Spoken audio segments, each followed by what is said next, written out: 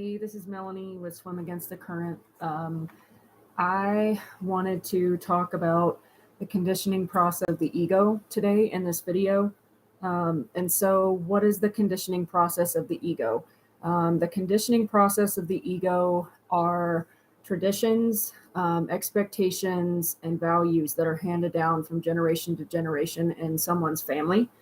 And so when a person is given traditions or has family project traditions onto them or expectations, behaviors that are acceptable, type of language that's acceptable, dress that's acceptable, humor, personality traits that are acceptable. A person keeps these because they are forced to keep them in order to respect an authority figure. So this would be called classical conditioning, doing something because something is projected onto you, and a person chooses to repeat it because they want to please an authority figure.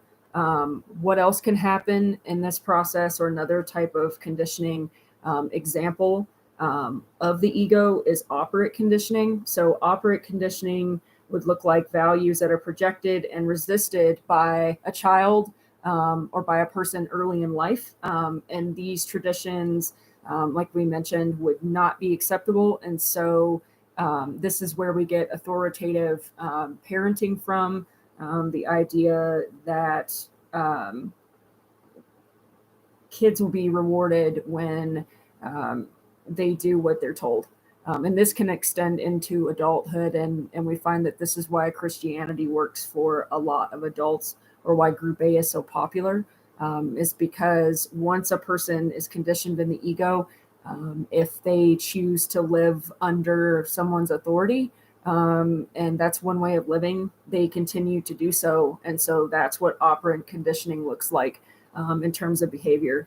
What happens from this is the identity entity forms, or someone's identity forms from the things that have been found acceptable by other people. And so what does the person do? They project an acceptable image or facade that emerges, and experiences that they've had stick to them. And this is what creates the identity entity. What is the result of conditioning of the ego? It's split into two things. The ego itself, which we just covered, is the inherited ideas and beliefs arising from early conditioning, not able to live in present moment, concerned with identity built from past experiences. So this is like trauma-based stuff. This is living in the past. There isn't any future with being a part of the ego. How does the ego manifest? The ego manifests in terms of past thinking, past behaviors, and being afraid to step outside of the things that you've been conditioned to do and start thinking for yourself. And this includes personality in that too, doing what's acceptable in the view of others with distinction, emotion, actions, decisions, and humor. So this was just recently given to me today. It was something that was downloaded that I received, and I wanted to share.